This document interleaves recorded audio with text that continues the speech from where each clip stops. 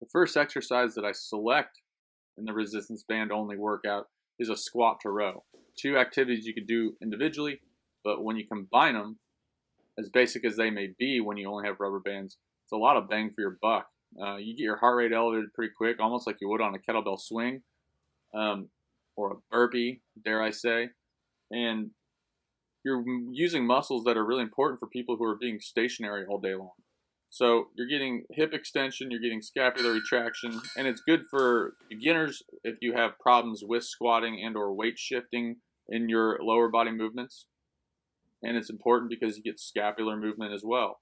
And same here on the plank. Now this is a static movement, meaning we're not moving, but you're getting work on your scapular stabilizers, your core obviously if you do it right, and you're focusing on hip extension as well. The other benefit of doing a plank with the squat is that you're doing two things without resting in between, but you're still allowing your lower body to rest while you're still doing something else, such as a plank. So we call that active rest.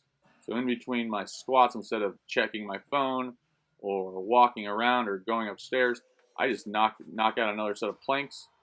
This plank right here is a push-up plank, which if you have wrist problems, it's probably best to do it on the elbows again, but it's a good variation, and we're going to do push-ups later, so this is a good primer.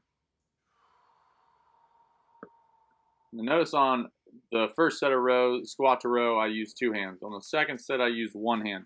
On the third set, I use a completely different rubber band, only to show that if you don't have a specific type of rubber band, it does not matter. That's the only reason I do this. And this one, I'm going slower. I'm pausing at the bottom. I didn't really care for this variation, but it did work. I like the other rubber band better when it had individual handles. But if this is what you got, then this is what you got. When you go slower too, you don't need to do as many reps. It took me just as long to do 5 squats there as it did 10 squats the other way. And then I'm going to finish that off. My third set, by the way, I'm doing 3 sets of each of these, is a 3-point plank where I'm bringing one leg up off the ground. You can keep the leg straight and lift it. I prefer a leg curl. Remember that the leg that stays on the ground is the important leg. A lot of people focus on that leg that comes up. It's the leg that stays down. You got to keep that leg stiff. This is a narrower stance. I don't have a problem with people bringing their feet apart when they're doing planks, but when you're doing a 3-point version, when your legs come off the ground, you want to have a narrower stance. It's a lot easier to manage. And the second pairing I do is a split squat or a stationary lunge. You don't need rubber bands for this one. In fact, the rubber band, whether this is resisted or not, it's always assisted because I'm getting a little bit of feedback from that rubber band and it's helping me with balance. You just want to make sure that when you're doing a split squat, rubber band or not, is that your knee doesn't drive too far forward over your foot and that you're dominating with your front foot, pushing up through your front heel as evenly as you are through the front ball of your foot and not favoring that back leg at all. And then pairing it with push-ups. I like planks before push-ups often because somebody who has problems hyperextending their lower back, it's good to do a plank because you're not fatiguing yourself too much. And it's also helping set that stage for making sure your core is connected, your rib cage and your pelvis are connected. So in this other set of split squats, again, use the different type of rubber band just to show you that you can use different tools. This wasn't any harder or any easier.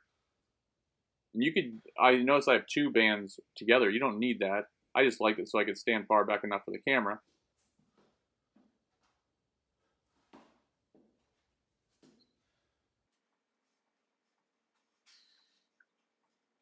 And then I'm going to pair that with another set of push-ups. Notice where my feet are. I'm not all the way together. I don't care about feet being all the way together. I guess if somebody said, hey, can you do it with your feet together? I'd like to see somebody be able to do that, but put your feet wherever you want.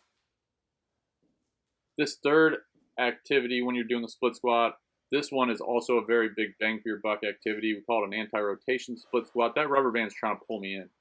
Now, that rubber band is very light and it's very old. You can see it's falling apart, but it's just the right amount of tension to make sure that my arms are able to be straight out in front of my body. I'm not shrugging, I'm not compensating. Right now, my left oblique and my right oblique are firing depending on which side that I'm pressing from. You'll know when you do it. And then on this last set of push-ups, I'm going into downward dog. Now I need to correct my form a little bit. I should make this more of a smooth transition. Instead of going up and then back, I should basically be going straight into downward dog from the bottom of that position. And without any rest, you're going to go right into a single leg glute bridge. The reason I got my knee pulled back towards my chest is not just for looks. It helps posteriorly tuck my pelvis, and that basically makes it almost impossible for me to use my lumbar spine to extend upwards. I have to use my glute and a little bit of hamstring as I'm doing this. I'm driving through my heel, and I take my hands off, but I still keep my knee back towards my chest.